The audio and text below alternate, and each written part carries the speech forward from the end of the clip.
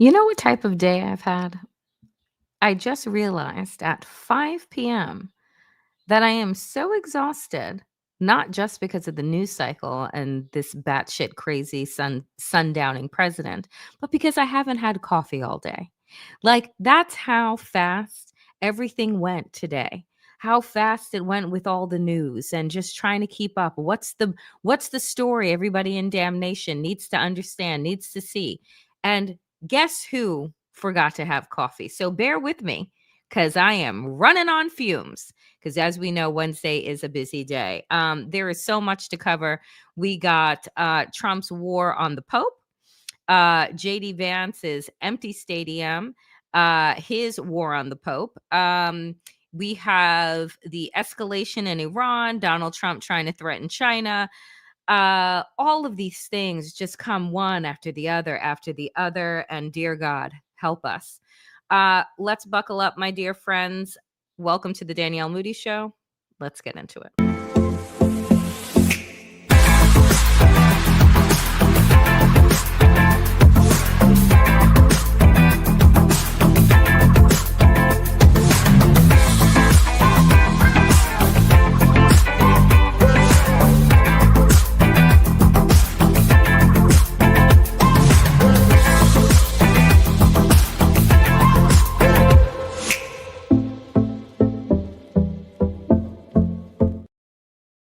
So much news, so very tired. But let's start off with my favorite new show, shall we?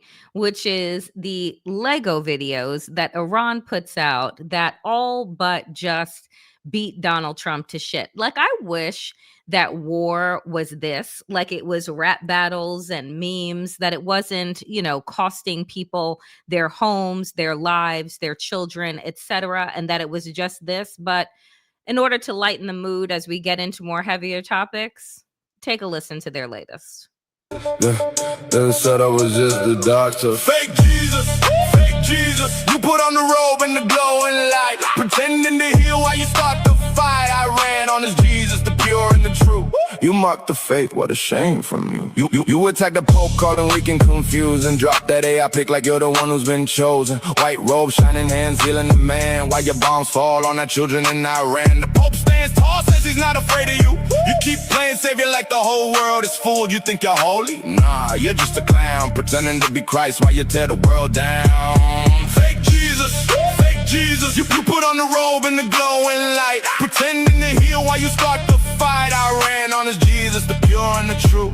You mocked the faith, what a shame from you. In Iran we respect Jesus, the Messiah, the light, a prophet of mercy, a message so bright. You twist it for clout, turn it into a meme, while you push for more war and more suffering. You act like the chosen, but the signs are all wrong, playing antichrist games while the real one stays strong. You delete the post quick when the backlash gets loud, but we see the truth, you're just another proud. Sacred defense, we honor the real one. You fake it for clout, yeah.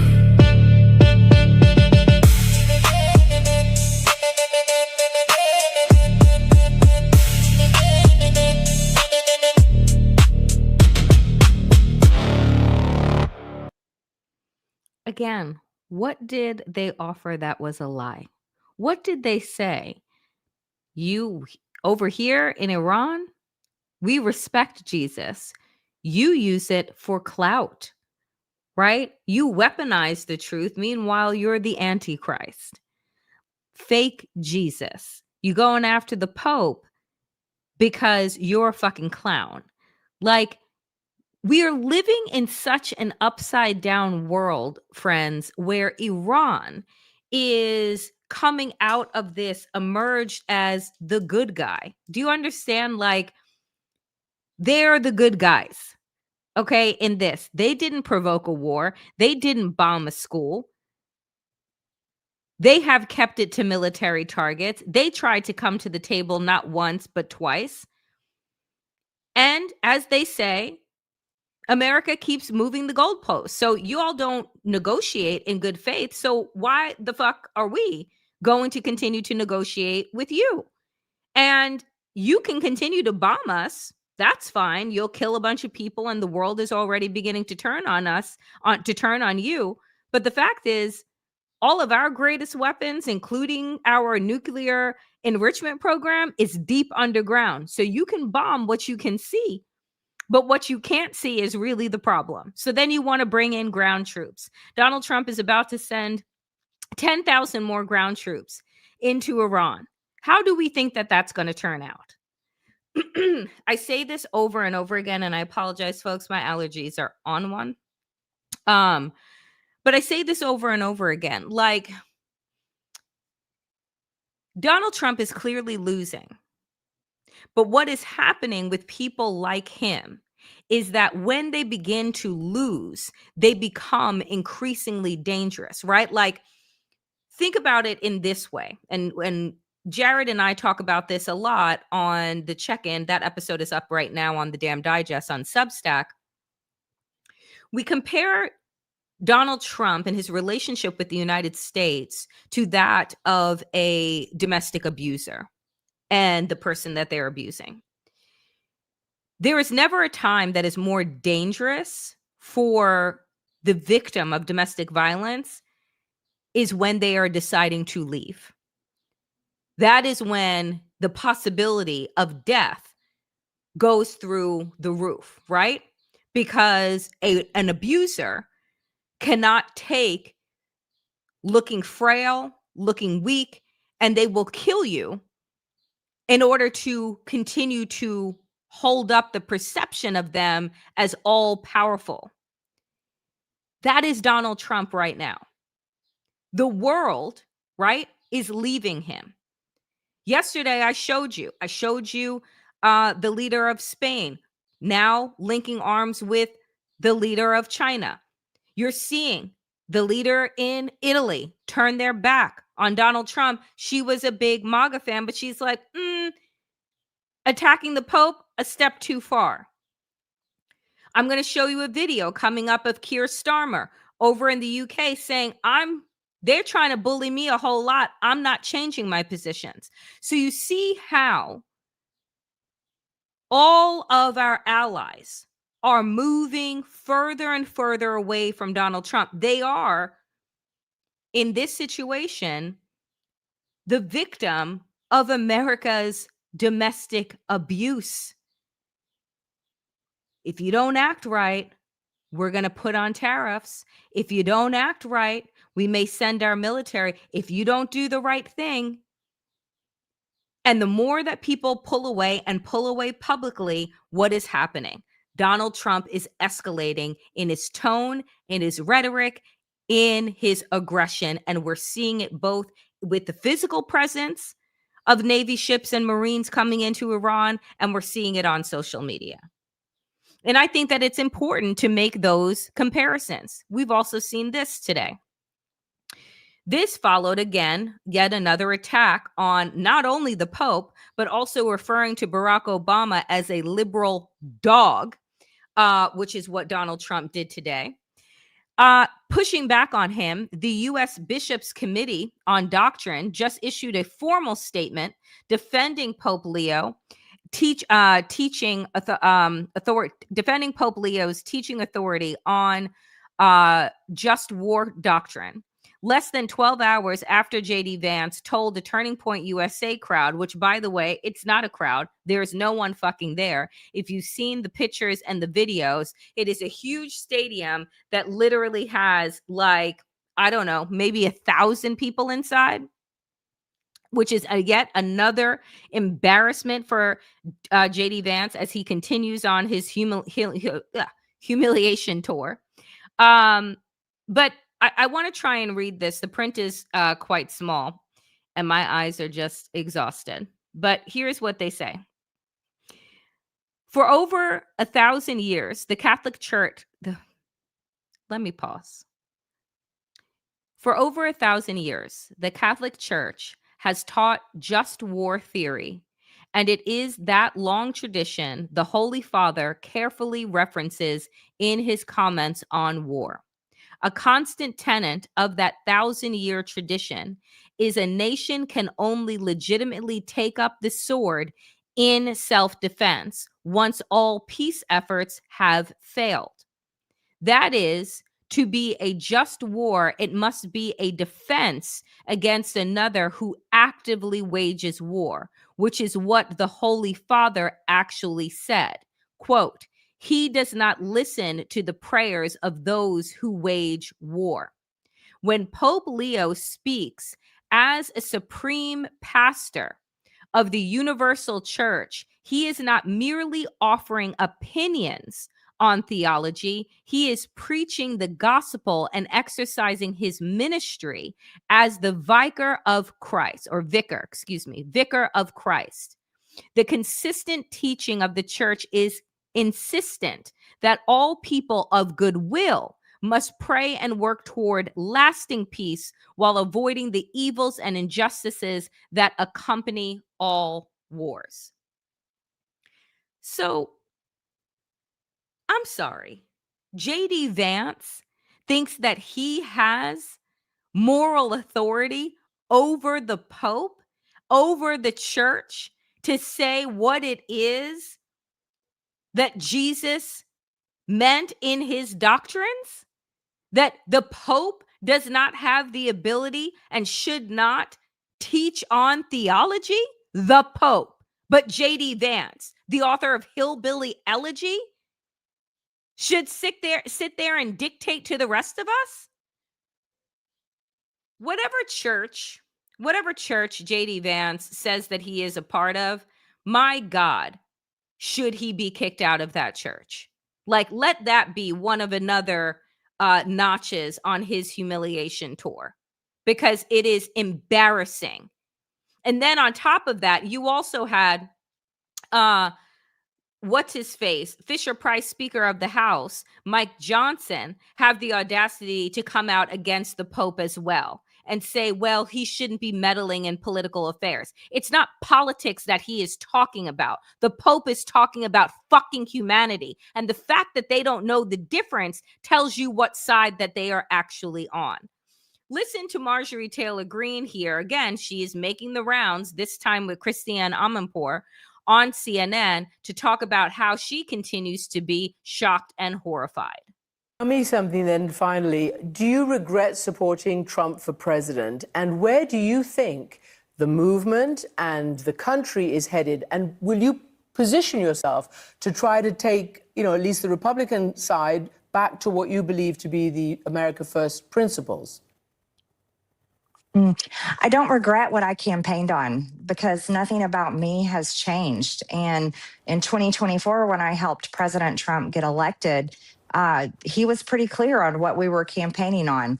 What I don't support is the man that he's turning into be, a man that is hell-bent on war and destruction, has forgotten about the American people that are struggling so much economically, and has basically gotten incredibly focused on his biggest donors and their top issues. That's what I'm against. Going forward, I'm looking past Donald Trump. I'm looking towards a future that is focused on my children's generation. They're all in their 20s. And I think that's the generation that we should be fighting for. And that's the generation that's been largely failed. So I will continue to be vocal, because we have to look towards the future and how to solve those problems for the American people. And so that's where my focus lies. So what I, once again, think is really interesting, somebody asked this question in the comments: where are the Democrats? While Marjorie Taylor Greene, Tucker Carlson, Candace Owens, and others are finding space inside of the vacuum that is being left by Donald Trump's manifest destiny and desires to spread, the power of the United States around the world, where are the Democrats who are talking about accountability, who are talking about a living wage, who are speaking in populist terms to the working class? Once again, it is Marjorie Taylor Greene and Tucker Carlson. And the thing that scares me is that these people we know are grifters. We know that they just move wherever the wind and the money goes. And right now, they are the ones that have the microphone that are making more sense than the establishment Democrats that are telling us that, well, billionaires are part of the big tent, that are telling us that we don't have to be talking about, Donald Trump and going after the Pope, and we don't have to be addressing these issues. Like, we just pretend that they don't happen, that they're not happening, because what? The default is going to be us. That's not a fucking campaign strategy. People will stay home, which is exactly what happened in 2024 with Kamala Harris's race. It is not enough to just play dead and then hope and pray that you're the button, you're the box that the American people choose, when you're not giving them anything. You see, when Marjorie Taylor Greene and Tucker Carlson and Candace Owens talk about America First agenda, that is their white nationalist agenda. They don't want any new wars. They don't want immigration. Like, people are not going to be nuanced enough to dig through the lies that they are telling, because on its face right now, what do the American people want to hear, particularly on tax day?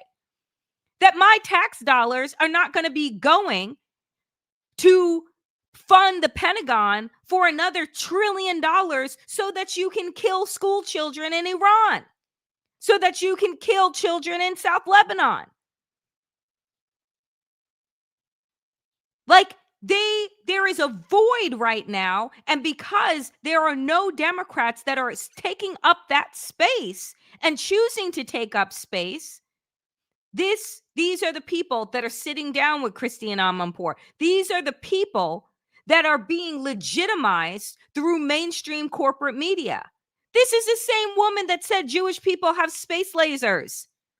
And now she's sitting down for serious meetings with Christiane Amanpour asking, are you the future of the GOP? And folks in this Democratic establishment are not concerned by that. Meanwhile, do you know what fucking Hillary Clinton said yesterday? She doubled down on Zionism. She doubled down on the fact that, well, you know, Israel does have to get rid of Hezbollah, which is, Israel can continue to bomb South Lebanon and work on their expansionist project of genocide. Like, what are we doing here? Meanwhile, the grifters are the ones that are saying, yeah, if Israel has their own nuclear weapon, they can defend them fucking selves. They don't need our money to defend themselves. Who sounds rational in this moment? That is what is terrifying. Speaking of people sounding rational, well, we know who does not, which is Donald Trump. And so I showed you yesterday how Xi Jinping and the leader of Spain were essentially linking arms and deciding that they were going to create their own partnership, Xing out the United States. What we are seeing, again, Europe is working on a post-NATO plan, a plan to open the Strait of Hormuz, a plan to negotiate on their own with Iran. And they're not bringing in the United States. Why? Because we are not a trustworthy partner. And so here is Donald Trump once again using his broke down social media platform to threaten now China. I have said this before. There are countries that you can play chicken with. China is not fucking one of them. Here's what Brandon Weichert says. So what's happening is he lost to China, he being Donald Trump, just like I warned he would if he did this stupid counter blockade. I told Megyn Kelly this on her show on Monday. Very predictable.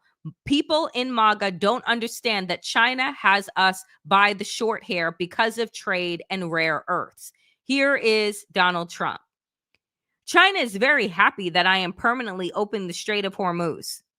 I am doing it for them also and the world. This situation will never happen again. They have agreed not to send weapons to Iran. President Xi will give me a big fat hug when I get there in a few weeks. We are working together smartly and very well. Doesn't that beat fighting? But remember, we are very good at fighting if we have to, far better than anyone else. What did Xi say yesterday? We have our own deal with Iran. The strait is not closed to us. It would serve you well to move your little blockade out of the fucking way before we buck up. Do you understand? Like, Don't start, nothing won't be nothing. Move the fuck out of the way. And what did the US Navy do yesterday? Allow multiple Chinese freights to go through. So Donald Trump then turns around because you are losing. The world is figuring out how to move without you. And now you're going to use your social media platform to threaten China, who is turning out to be now an ally to Europe, an ally to Canada. You see, what's also really interesting to me, folks, is that, look, none of these countries, right? Iran or China, none of them are good.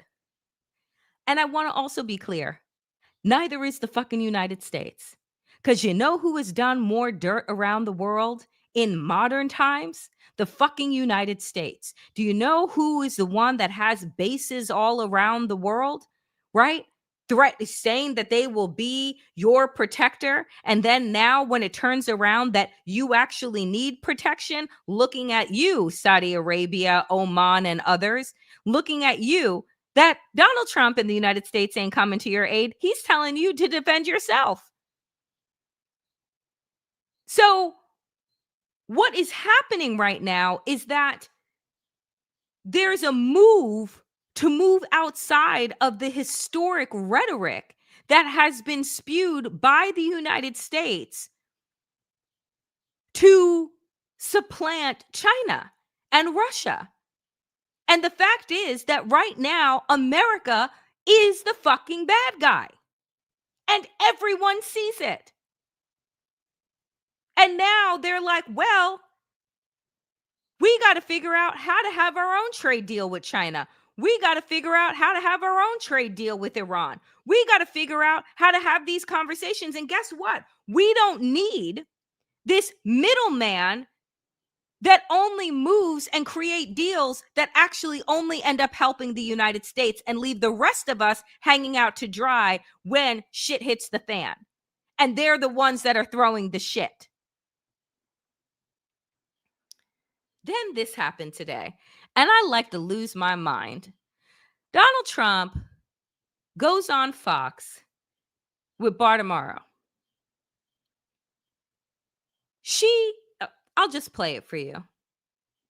Well, we just heard from the FBI recently that there was a major cyber attack attributed to China. What response is under consideration for that cyber attack? We do it to them. They do it to us. We do it to them. You know. Well, when was the last time we did a cyber attack in China? Well, I don't know. I'm not going to tell you that. But we do them. They do us. It's been like that for a long time. So it's not going to be addressed? I'll address things. But, you know, it is what it is. Look, China's China. They're never easy. But we're doing great with China. I'm the toughest person in China anywhere in the world. I put on 100% tariff on Chinese cars. We don't have a Chinese car in the whole country.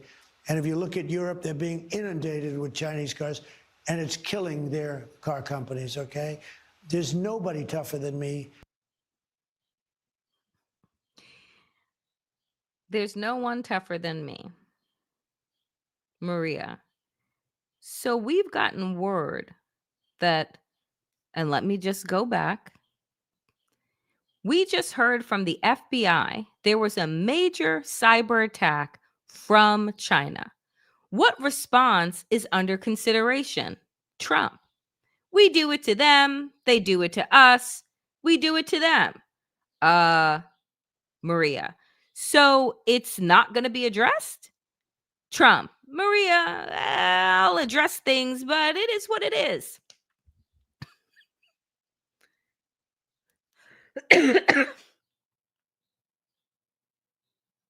China is China. Okay. Take a listen to Keir Starmer. The position on the Iran war has been clear from the start. We're not going to get dragged into this war. It is not our war. And a lot of pressure has been applied to me to take a different course. And that pressure included what happened last night. I'm not going to change my mind. I'm not going to yield. It is not in our national interest to join this war, and we will not do so. I know where I stand.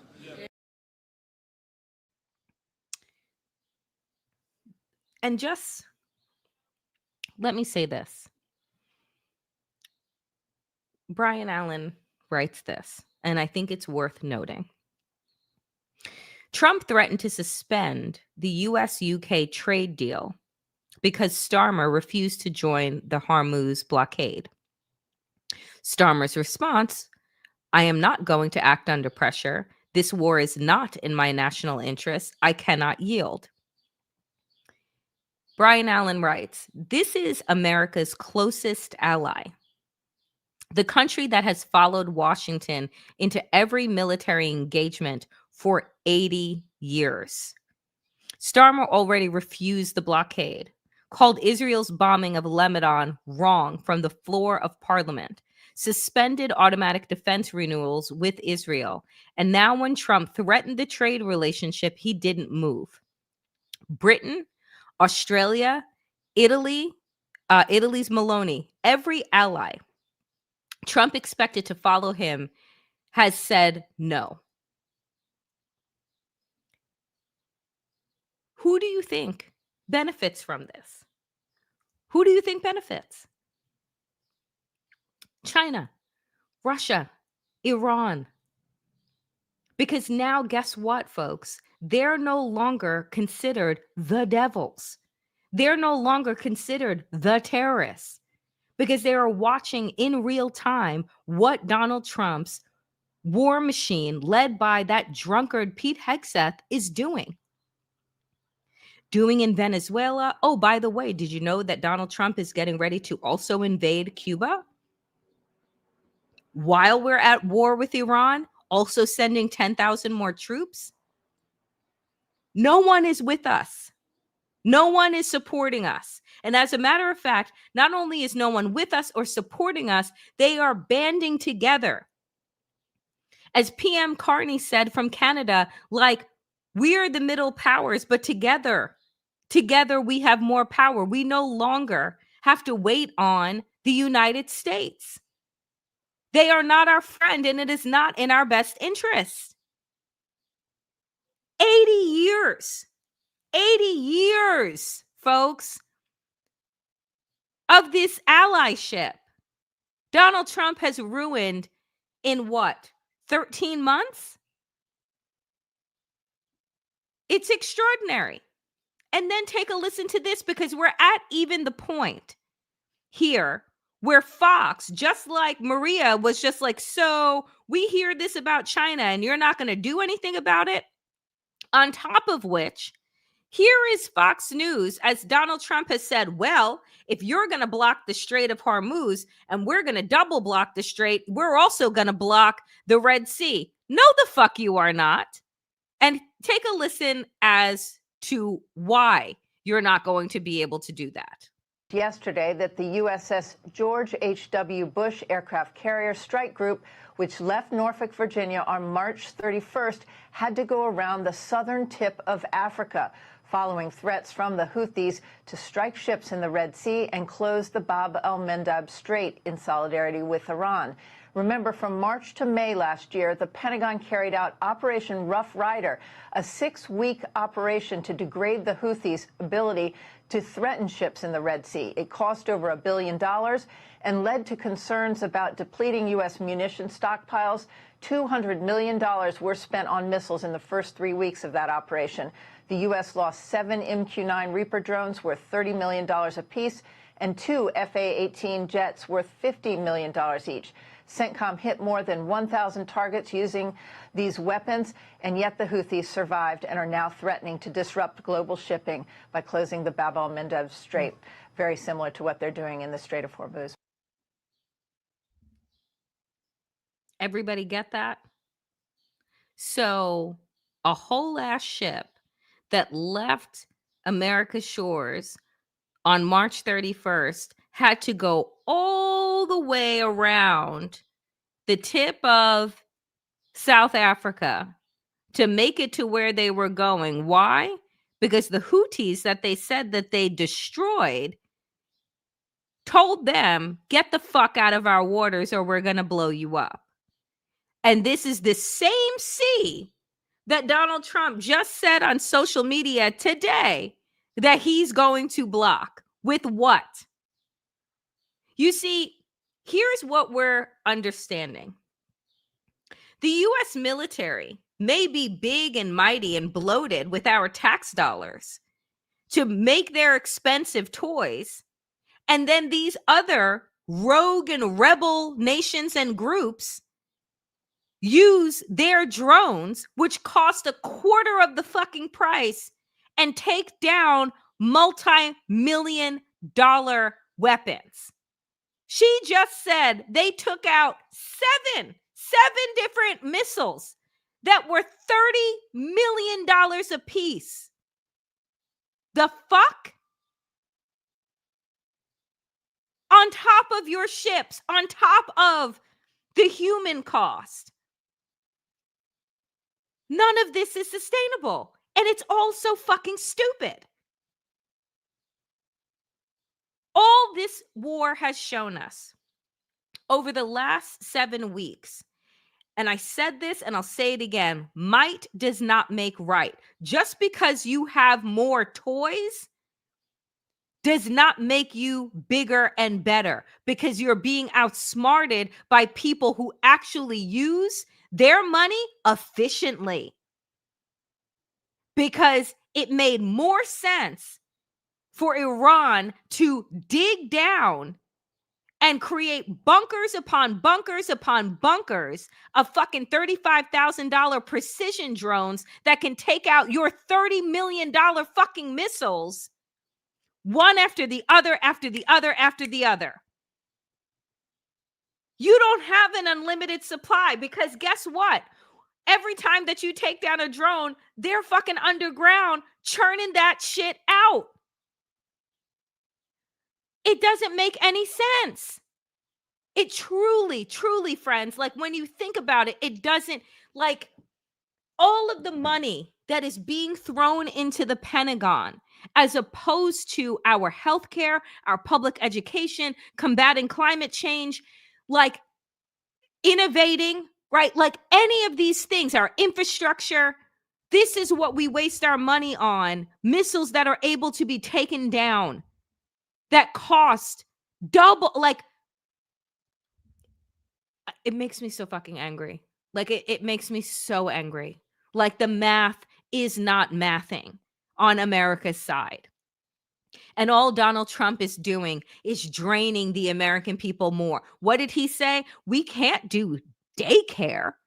We can't afford health care. We're at war. I need $1.5 trillion for war, on top of $400 million for my gaudy ass fucking ballroom, on top of the fact now he wants to build an arch outside of the White House.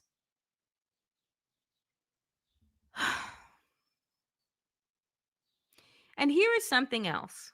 Here is something else that is coming out of this war.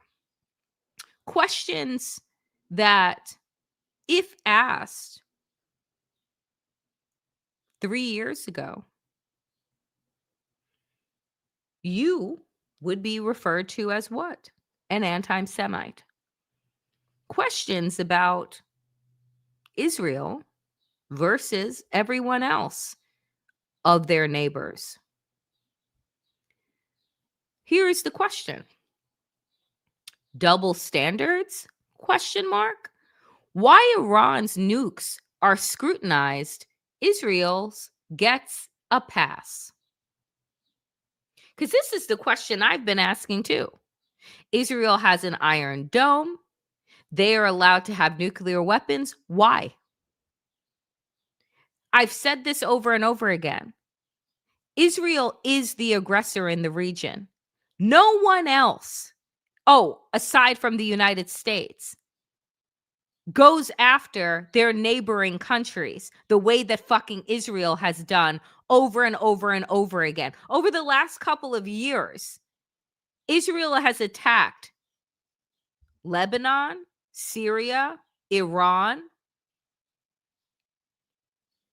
Iraq, like Yemen, not Iraq, excuse me, Yemen. Israel has attacked at least half a dozen of its neighbors. but you're concerned about everyone else being able to protect themselves because their intentions are wrong, because Israel's intentions are so fucking pure?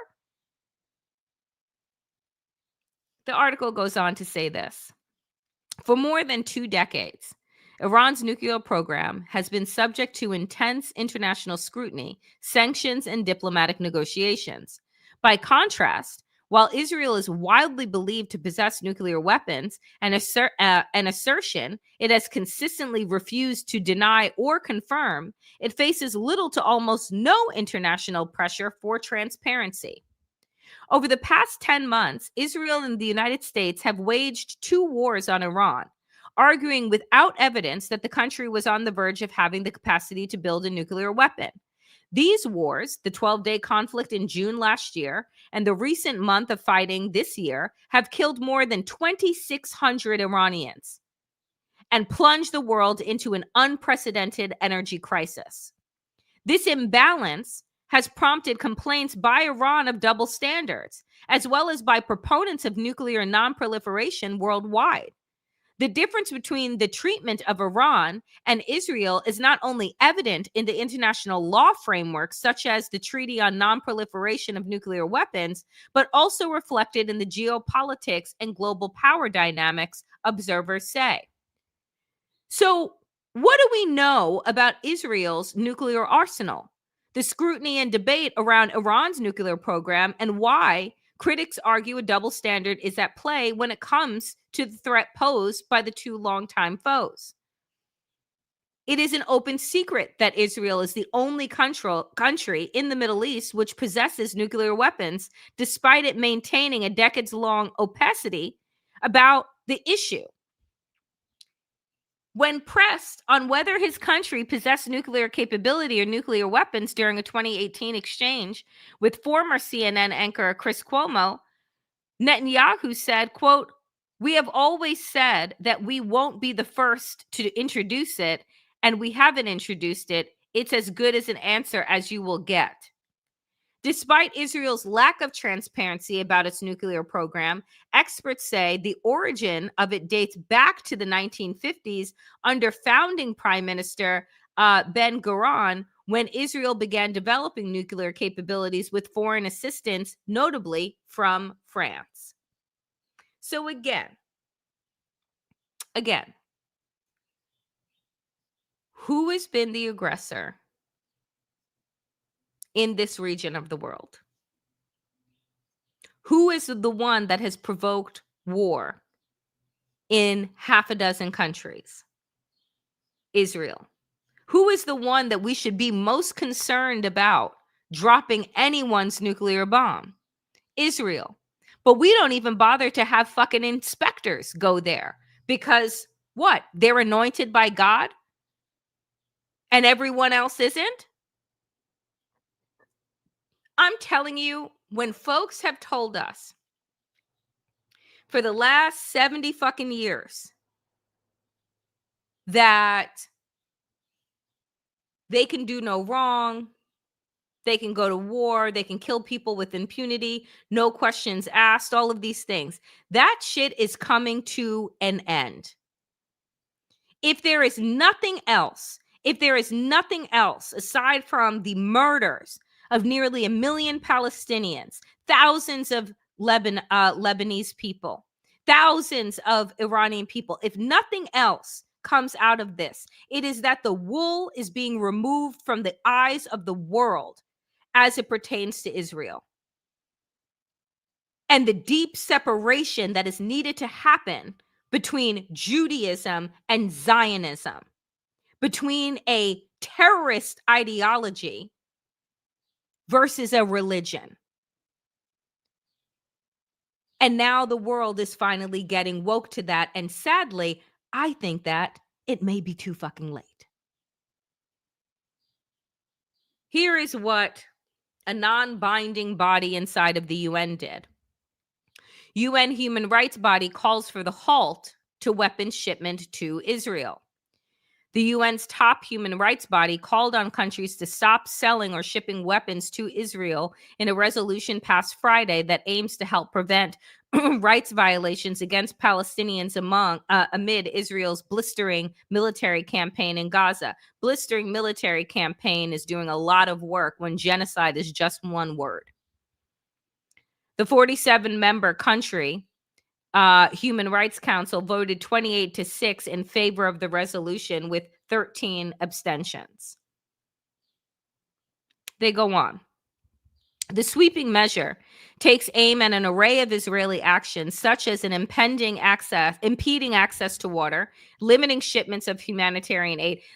And this is the shit that I can't even read. And let me tell you why. Because what Israel has done to the Palestinians is fucking sadist behavior. It is terrorism. And I don't care what happens to me for saying that truth. It is very clear in the rules of engagement of war that you are not to put civilians in the crosshairs. You are to do your best. Tell me what military capabilities the Palestinians have. They have been denied water.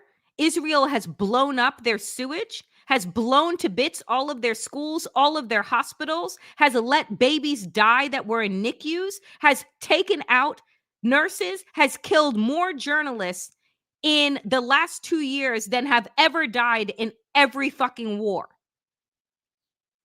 Like, why do we keep mincing words? And then you have people like Hillary Clinton who come out and still say they have the right to defend themselves from what? The boogeyman? It is all a fucking lie and a ruse based on trauma. The trauma that is very real, but their reactions to that trauma is fucking insanity.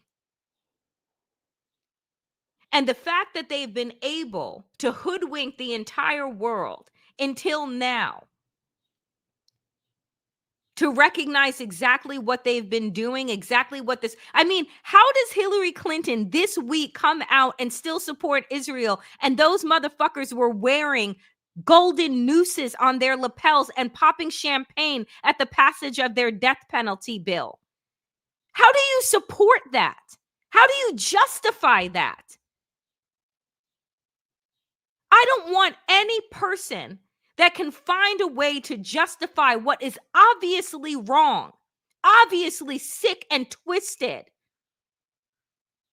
to be anywhere near the Democratic Party, anywhere near anybody's fucking nomination, anywhere near calling themselves any type of leader and telling us, oh, the issue is complicated. No, the fuck it is not. Murder is not complicated. You deciding to create nuance around it is the fucking problem.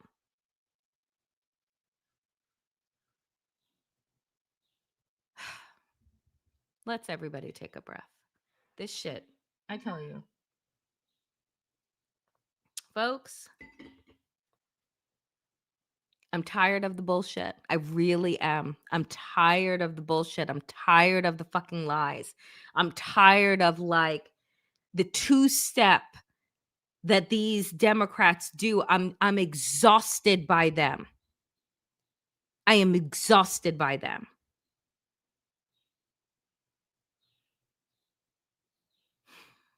Moving from our foreign affairs crisis to what is happening domestically. The NAACP announced yesterday that they are suing Elon Musk's AI, alleging illegal operations of gas turbines. The largest U.S. civil rights group on Tuesday sued AI, I guess XAI, and a subsidiary claiming they illegally operated more than 24 gas turbines in Mississippi to power its Colossus 2 data center, posing a health risk to local residents. The NAACP, represented by Earth Justice and the Southern Environmental Law Center, sued XAI and subsidiary MZX Tech, charging they violated the Federal Clean Air Act by running 27 gas-fired turbines before getting necessary air permits for its massive data center that powers XAI's Grok chatbot. Elon Musk's artificial intelligence startup, XAI, has invested more than $20 billion to build the data center in South Haven with the full backing of Mississippi Governor Tate Reeves. But the facility, as well as Colossus 1 just over the border in Memphis, Tennessee, has heavy opposition from local communities due to their effect on local air and environmental quality. Quote, by looking to evade clean air laws to operate dirty turbines that emit pollution and known carcinogens, these companies are following a shameful, familiar pattern, asking Black and frontline communities to bear the toxic brunt of innovation. Folks, let me tell you what this is. And this is something that, let me tell you, years ago, after I left teaching in the classroom, I went to work in education policy on Capitol Hill. And then I left Capitol Hill to go work for a couple of organizations, different offices. And one of the organizations that I went to was the National Wildlife Federation, because what I wanted to work on was environmental education and environmental justice policy, something that the National Wildlife Federation did not have at the time. As they were focused on wildlife, I actually thought that maybe they should put their attention to wildlife and into Black communities, right? Because what has always happened, what is just as American as apple pie, is environmental racism, is the areas of the country that are deeply populated with Black folks, that are deeply populated with Indigenous folks, that are deeply populated with poor white folks, that consistently bear the brunt of toxins, right? We're talking about power plants that are put in their neighborhoods that these governors, right, who are white governors, who are racist governors, okay, because they get a kickback from those companies. And then they say, yeah, go build over there across the river, knowing good goddamn well that what is going to be spewed off, run off from those companies is going to pollute the water, is going to pollute the air. But you know who it's going to kill off? It's going to kill off the Black and brown folks. It's going to make their property value go down, because guess what? Even though they've scraped together money and they've been able to buy a home and start their path to the American dream, once it's deemed toxic in those fucking areas, guess what they're not able to do? Sell those same fucking homes, because no one wants to live there. On top of them all dying of cancer. And it happens over and over again. Remember the movie Erin Brockovich with Julia Roberts in the poor white communities? This happens over and over again. And these governors okay this shit because they make sure to keep it out of the white areas and the wealthy areas, but they don't give a fuck about what happens in the Black and brown ones. And they definitely don't give a damn about what happens in the poor white areas either, even though those poor white people continue to put those motherfuckers in office because of racism. I tell you that, once again, NAACP out there doing the Lord's work, because what we are learning about these data centers and how many of them are failing at the local level is because, one, they increase the temperature around the data centers by 7 to 10 degrees. They're sucking up all the water. They're increasing utilities bills into the hundreds and into the thousands for local residents, all so that what? Grok can turn pictures into nudity for some incel fucking followers of Elon Musk?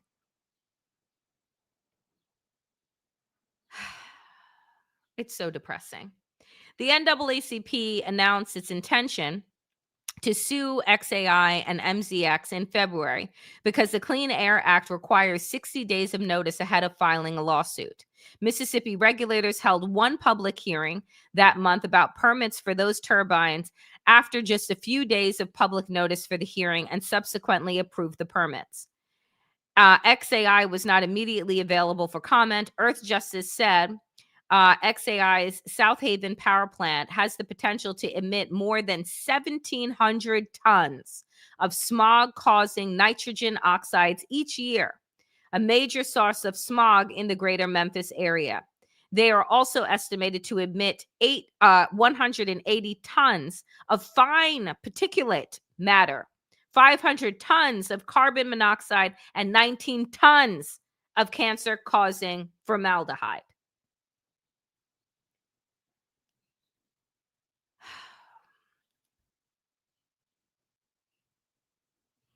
I swear, some days, some stories send me over the edge because it's like America just continues to repeat over and over and over again the same patterns with worse people, and it just becomes accelerated over time. The money, the technology, but the racism always is there. The racism is always at the core of it because, oh, it's so good. He's bringing in business. He's going to do this, that, and the other thing. But why don't you put it in your fucking community? Why don't you put the data center in your fucking backyard? Moving on. I was surprised by this today. There's been stories circulating around on social media that I haven't brought to the Danielle Moody Show because I need to do a little bit more research, but they are starting to gain more speed. And I don't like to spread conspiracy here at all. And I tell you when I'm speculating on things versus having hard facts. Here is something that I find troubling. And I find it troubling that Fox and the idiot Ducey over there is the only person from mainstream media that has brought this topic up. And so I'm going to play it for you. And maybe for some of you, this may be the first time that you're hearing this. Maybe for others, you've heard it. And I hope that I have the video. Here it is. Take a listen. 10 American scientists who have either gone missing or died since mid-2024. They all reportedly had access to classified nuclear or aerospace material. Is anybody investigating this to see if these things are connected? I've seen the report, Peter. I haven't spoken to our relevant agencies about it. I will certainly do that and we'll get you an answer. If true, of course, that's definitely something I think this government and administration would deem work. Blah, blah, blah, blah, blah. Here's the question that he asked. Because again, this is something that has been percolating around on social media. There are now 10 dead scientists who have either gone missing or died since mid-2024. They all reportedly had access to classified nuclear or aerospace material. Is anybody investigating this to see if these things are connected? Here's an actual story. 8 nuclear and space scientists behind America's most classified secrets have vanished or died inside the mystery of the missing and the dead. Between July 2024 and February 2026, a sequence of disappearances and deaths involving individuals connected to sensitive U.S. nuclear, aerospace, and advanced research programs has drawn quiet but persistent attention. 8 figures ranging from a senior rocket engineer and a retired Air Force general to laboratory staff and leading researchers have either vanished without a trace or died in circumstances that range from unexplained to clearly criminal. At first glance, the cases appear to form a pattern, particularly given their proximity to high security work. Yet a closer examination reveals a far more complex picture, a mixture of genuine mysteries, crimes, and ambiguous deaths, all increasingly woven together by speculation that often moves faster than verified evidence. I am going to continue to keep an eye on this story that is developing. And now that Ducey and Fox News actually brought it up in the White House press room, I am assuming that it is going to get more attention and more traction, because what the fuck? This is all very interesting. And the thing that I don't believe in anymore are coincidences. I don't think that it is a coincidence that all of these people have either been found missing or dead that all have similar classified clearance. Just saying, just putting it out there. Also in domestic news, as I said at the top, this is tax day. And our friend Harry Anton over at CNN ran some numbers, as he does. The piper when it comes to taxes and the American public. Look at this trend. I mean, again, what massive trends we're seeing from term one to term two. Trump's net approval rating at this point on taxes. In term number one in 2018, remember there was that tax cut that was just passed just before tax day back in 2018. Look at this. He was above water at plus 2 points. But down he goes, down he goes. Look at this. He's at minus 28 points as net approval rating on taxes, down 30 points from term number one. If there are benefits that the American people are liking when it comes to the One Big Beautiful Bill Act, they are not, in fact, giving the 2 thumbs ups to Donald Trump when it comes to that. I'm reading the fine print there. Oh, yes. The fine print there. I leave fine print and John's able to find it. Among independents, he is 58 points underwater with independents when it comes to taxes. My goodness gracious. I'm going to circle that. That is stunning. Again, he says he cut your taxes and people are 58 points opposed to it, independents. Yes. All right. In general, this is an interesting question. What do people say about taxes in general, whether they're fair? Yeah, I think this may be part of the equation of what is going on here. Take a look at this. Okay, say their income taxes are not fair or fair. Back in 2018, again, at this point in Trump's term number one, 61% of Americans said fair. There was a big upswing that said fair coming off of Obama to Trump. Trump got that benefit. But look right now in term number two. Look at this. It's a flip-flop. Now the plurality, 49%, say the taxes that they pay are not fair. That has risen 13 points from this point in Trump's term number one. And look at this. The fair has plummeted down to 47%. That is near an all-time low since 1999, who said that their taxes are fair. And John's off there shaking because these numbers are unbelievable. Well, because it's after President Trump pushed through this so-called big, beautiful bill, which he says, will give people these tax cuts, which they presumably would be feeling today. So how, what's approval overall of that now law? Okay, we've saved the best for last, or at least saved something good for last. And I think this kind of puts a nice big ribbon, a nice big bow on this segment. Take a look here. Net approval rating of the One Big Beautiful Bill Act. Look at this. The American people, they don't like it. They don't like it. Look at this, 20 points underwater. And look among independents. Independents, the name of the game. We have seen Trump over and over and over again struggle with independents. And you see it right here. Look at this, 41 points underwater. No wonder that Donald Trump is struggling so much when it comes to the American public and taxes, because the One Big Beautiful Bill Act, the big, beautiful bill everyone's talking about, the American people, Johnny Berman, simply put, do not like it. Do not like it. Why? Because it wasn't a big, beautiful bill for you or I. It was for Elon Musk, for Jeff Bezos, for Mark Zuckerberg, for Sam Altman, and the rest of the billionaire class. It was perfect for them at the expense of you. And how did they pay for that?